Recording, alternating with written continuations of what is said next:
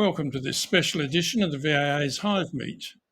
It's very exciting to be crossing live to the Apimondia conference in Copenhagen. I'm Andrew Wotton and we're streaming live to YouTube. As usual, we welcome questions and comments, so you can type them into the chat box on the right of your screen and we'll have a Q&A session towards the end of everybody's presentations. Now I'm going to introduce our production team here in Australia first. So that's Tino Corsetti and Paul Kuchera. So let's bring them onto the screen. Hello, Tino and Paul. We're going to go live now to the exhibition floor in Copenhagen at Apimondia, and we're going to hear from several members of the Australian contingent who are attending the conference. We're going to be speaking with Chris Frick, Mike Allerton, and Lindsay Calloway. Chris, we'll start with you. I'm gonna greet you with the only Danish word I know, goddag, which is Danish for good day. Chris, how are you enjoying Apimondia, and what can you tell us about what you're hearing at the conference? Okay, Mike, perhaps you could say a few words because I think your microphone's a bit clearer than Chris's there. Sure thing. So this is pretty exciting. This is my second Apimondia. I went to the Chile one, and this is fantastic. More people are speaking English, which helps. There's some wonderful things in the trade hall, and that's where I'm going to concentrate my time. I've found two things that I'll highlight to people when I'm in there, but there is an amazing range of products, from cameras using AI to detect varroa, and that way you don't have to do washes, apparently. So maybe we'll see that in Australia at some time. But otherwise, I'll show particularly two products that I find exciting. Over to you, Lindsay. Yeah, no, it's been amazing. Just had an amazing symposium on bridging the gap between research and education, which really aligns with our new program, our new grant back at home. We're going to roll out a new education communications program, so that's amazing. I'm going to go to the World Honey Bar and show you around there in a minute. And yeah, it's just it's great to be together as one world talking bees. So thanks, guys. So Chris, I think we're going to follow you first. Where are you going to be going, or what are you going to be talking about? Perhaps, Mike, you could take up the space for a moment. We're following you, Mike. Okay, I'm still live. All right, Yes. Here I am. So I'm in the trade hall right now, and I'll give you a quick look way down that way and way down that way. There is a huge trade hall, way bigger than you'll get back at the Aussie VAA conference and so on. But one of the favourite places I've found in here is actually a Kiwi right here, Kyle, and he makes the Hive Gate. Now this looks like a really simple device. Thanks for holding that up. It looks simple, but simple means sophisticated. So this thing changes the place within the hive that the bees enter. So you put it in the entrance, you close it off so that the bees go down a tunnel effectively and come out under the brood. So that enables them to give much greater temperature and humidity control over their hive. I've talked to Kyle quite a bit about this, and well, people look at it and think, oh, it's a gimmick, but I assure you, after talking about it quite a bit, it is really sophisticated and will be a game changer in how well hives maintain themselves. He said they use 2 kilograms less honey over winter to maintain themselves and come out the other end of it a lot stronger and a lot healthier. They begin building brood much sooner than they normally do because they can maintain that temperature and humidity. So I think this is a game changer, as I said. Keep an eye out in Australia. It's being sold around Europe and I think the States, and we're breaking into There's one Aussie company. Mike, without revealing any trade secrets, can Kyle talk about what was his inspiration for coming up with this idea? Okay, I'll ask him that now. Could you talk about your inspiration for coming up with the idea? I've been an animal trainer all my life, and it really just came down to me observing my hives when I got into beekeeping quite a while ago now, 15 years ago or something, and just asking the question, is clustering a normal, natural behaviour? That's what we all know as being normal and natural, but I asked the question, is it actually, is it so? And wanting to be able to give the bees better control over the internal environment. So that's where it sort of started, and it was about a 2-3 year journey, prototyping and testing and asking the questions, and then Highgate came along as a result of that, and the research continues into the effects that we're seeing, what's the data behind that, so that's the work I'm doing now. It's pretty obvious when you look at it and you study what is actually going on. And our initial results have been really good, but now I'm putting numbers behind that. So the work's ongoing, and it's quite fascinating to see the behaviour change. Great. Thanks, Kyle. So, going over to one of our intrepid reporters, or do you want to continue here for a bit more? No, well, okay. Thank you very much, Mike. We'll go over to Chris now. So, Fantastic. hello, Chris. All right. Kick off.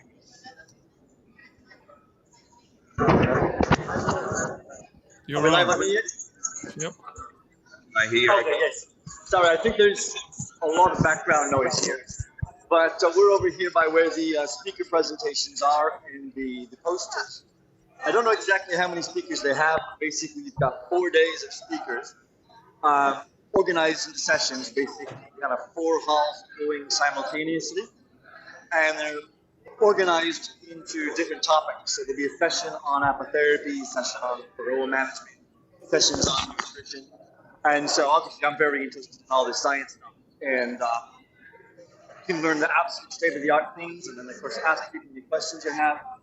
And then as well, if we go to the poster area, they don't produce more research than what you have to speak about. So they get a lot of posters with lots of information, and often the problem is standing in. And so, for example, one right here, see a green isolation with organic acid treatment. There was one somewhere. A row where there's about 100 posters here. It's just great to see all the researchers here introducing their posters. And so we're going to head over to the honey bar now. So you're going to stay with us, Andrew? You want to walk with us? Yep. We'll stay with you. Yep.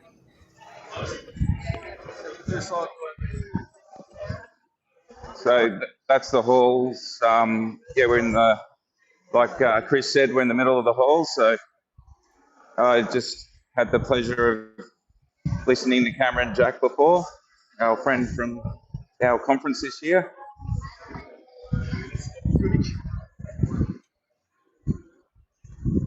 Nearly there, guys.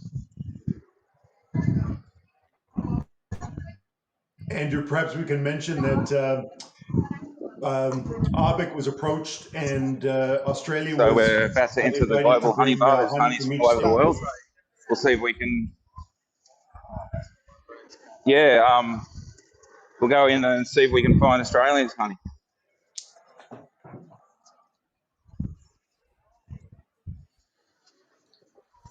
So Bulgaria, Malta, Greece,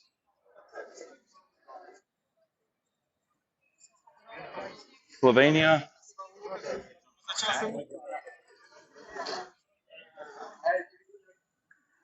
Kenya,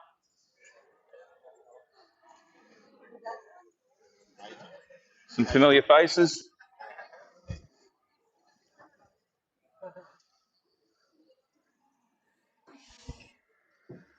And in the Love Heart, we have Australia.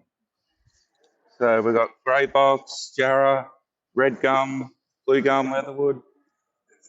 So yeah, they're loving it. They're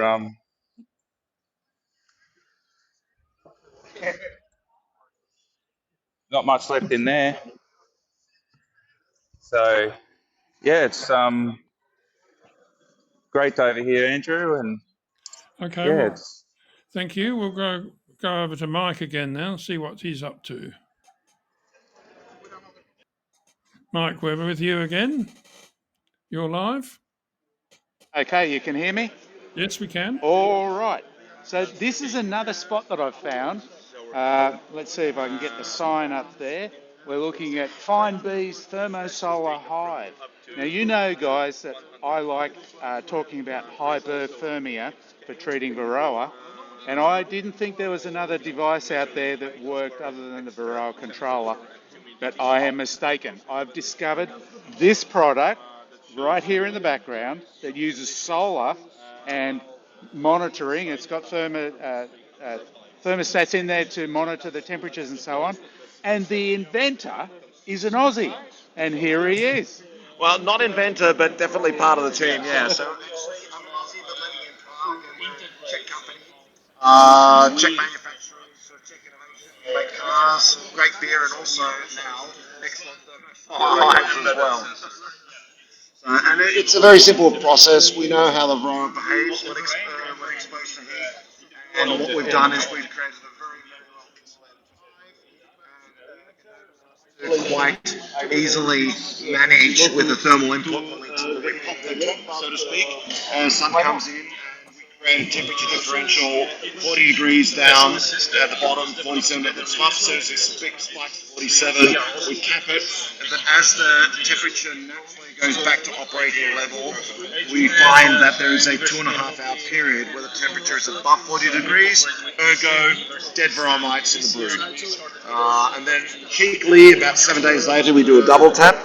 And we do a second cycle, and we clean up the rest of about 10 to 15% of that have remained that were originally not in the cap brood, but on the adults. I reckon that's pretty exciting stuff. And they're going to be getting.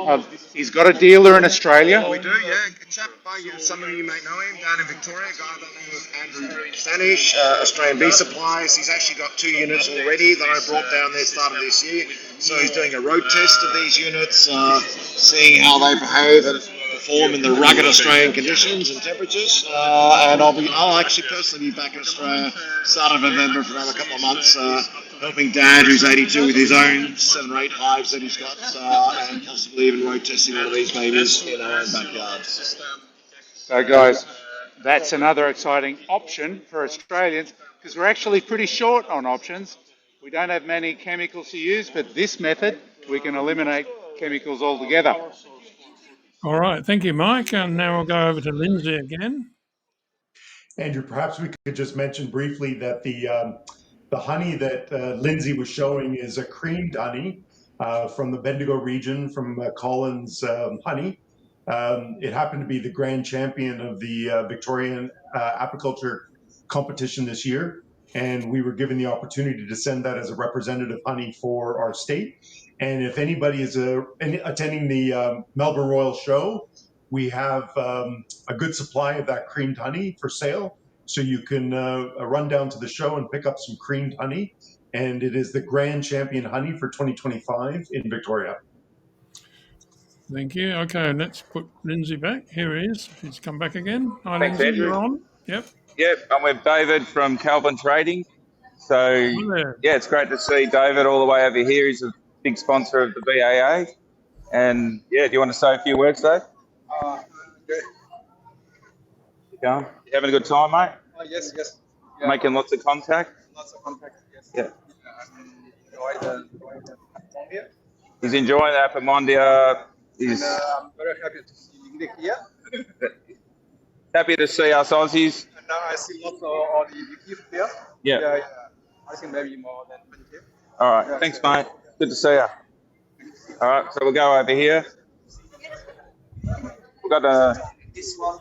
another Aussie here. We're live. G'day, mate. Keep this here. How we doing? Come on. Yeah. Who we got online? We're So- live on Hivemeet, so we're live to everyone.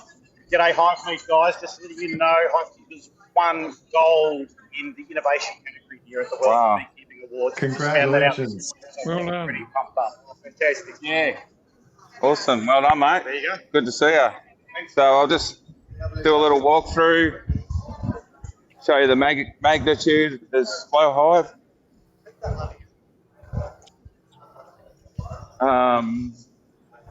License the major sponsor. Just goes on and on, guys. Just pretty exciting stuff. Because you know.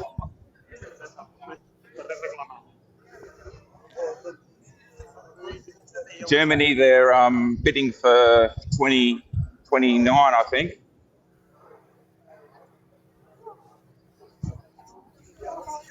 Any questions? Oh. Not at this stage, no. We've got a few stalwarts online. We've had a few problems with the microphones, but we're getting better at this as we go on.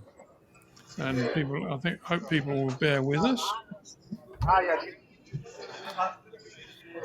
And yeah, we've lost Chris now, and Mike. So we've got Chris. No, all right. Hello, Chris.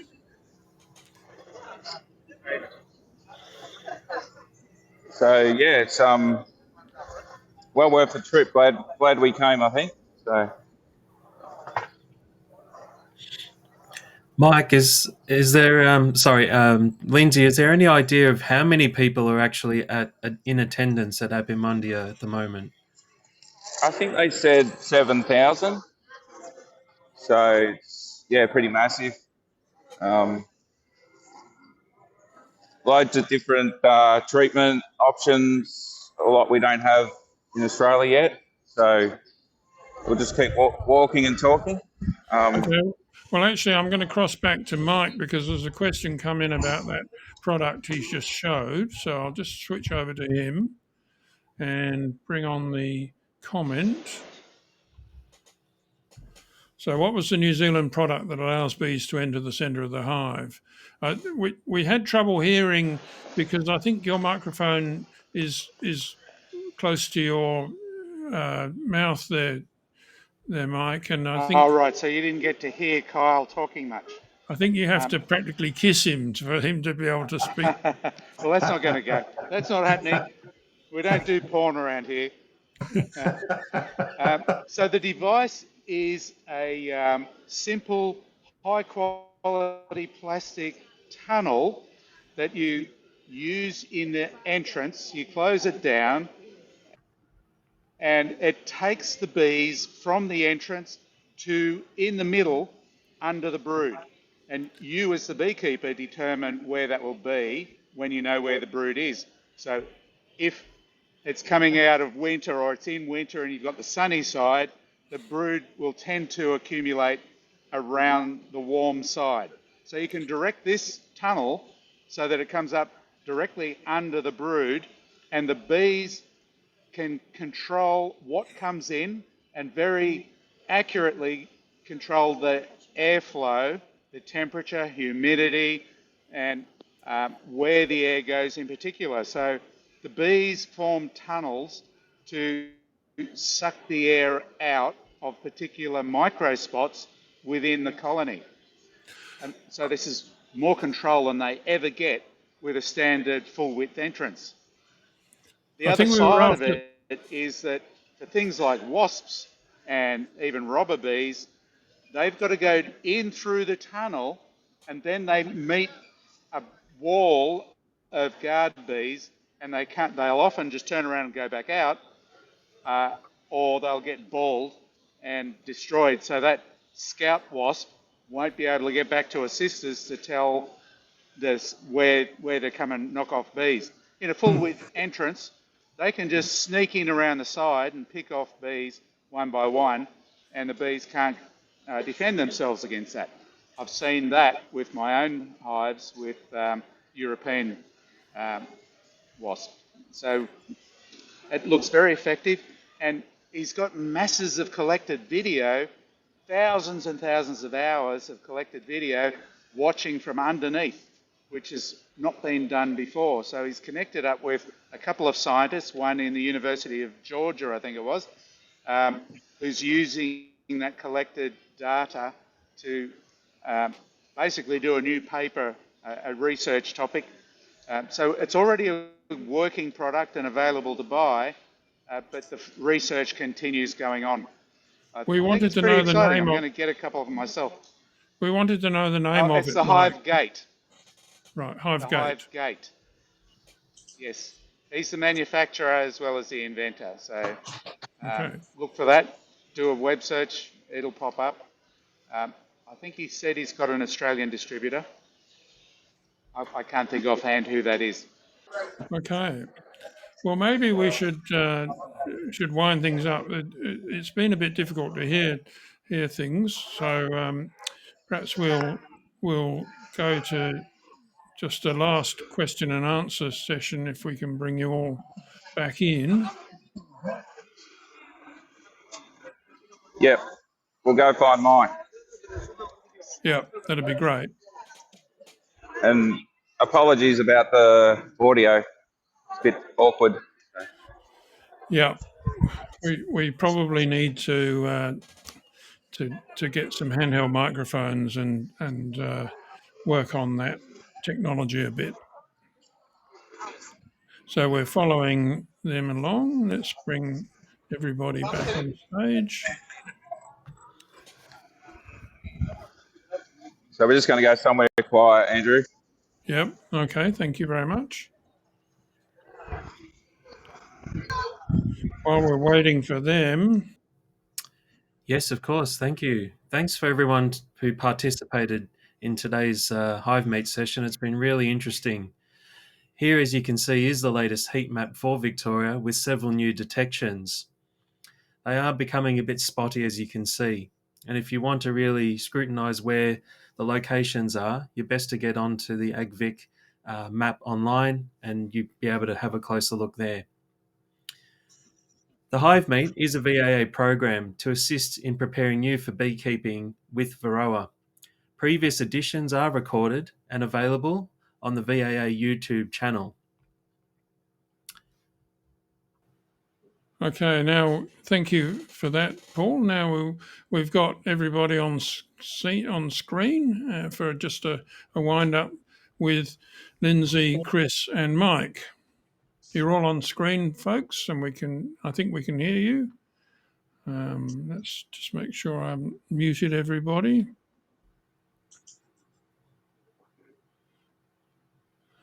Okay, we should be able to hear you now. Any final thoughts, Lindsay, Chris, or Mike? It's just fantastic to see everyone from around the world all talk about the love of bees. We've all got different languages, but it's great to see how important bees are to sustainability, mankind, the whole box and dice. So thanks very much. Thank you very much for speaking to us all. That's been terrific to hear and Really see easy you. that we all have the same language of bees. We'll meet people that we barely have a language in common, and as soon as we start talking about, when do you super, what treatments do you use, when we start talking about the actual management of bees, you can just communicate across languages. So it really is fun how it bridges that gap. And as we know, we realize as talking to these people, every country's got a different climate and regulatory environment. So beekeeping's fundamentally different everywhere, but also there's what's the same. And learning how they do things in different places always kind of gives us insights of ideas we can use for our own beekeeping. So I strongly encourage people to think about attending conferences like this in the future, because you just expand your beekeeping so much, you make all these international friends. I can barely make it across the floor here without running into friends from previous Apimondias and things. It's just a really great experience.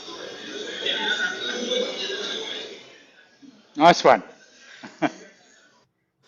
I'm not sure I can expand on that. But what I get about this is that we are sharing the information, the data, the experiences of other countries that have had decades of experience with what we're only just getting now. And that is a valuable resource. These guys have been developing techniques and products for way longer than us, of course, and we get to shortcut that system. Even though in Australia we have a unique set of circumstances where we had small hive beetle before we got Varroa, and that's not been the case anywhere else in the world. So that's had an effect on us that nobody else has really experienced. So we're on a learning curve in that regard, but we still have tons of resources around the world, not necessarily legally available to us right now. However, good people break bad laws. Did I just say that on air? I go 120 on the highway sometimes, but I pay the price sometimes. Anyway, I'll steer clear of that. I don't want to upset the people, but you know what I mean. All right. Well, look, thank you very much to you three Okay, back to you, Andrew. sharing. Thanks very much for sharing your experiences, and enjoy the rest of the conference. And we look forward to hearing from you when you get back. And by the way, I've already booked Mike to come on a hive meet in November. So we'll give him a month to digest what he's seen, and then he's going to talk about Varroa and what's new at Apimondia in one of our conventional hive meetings. Now, over to Tino for the word from our sponsor. Yes, I'd like to thank our sponsors, BQual and BTrace. They are such strong supporters of so much of what we do at the VAA, and we recommend that all beekeepers visit the BQual and BTrace websites and consider signing up. There are special offers for BTrace, which is designed for smaller beekeepers. So please visit their website, and we thank them for the support of our programs. Yes, of course. Next month we have Alan Riak, who is the Education Officer and the former President of the Scottish Beekeepers Association. He has over 30 years of beekeeping experience and coping with Varroa. This should be a really interesting one, so we'll see you then.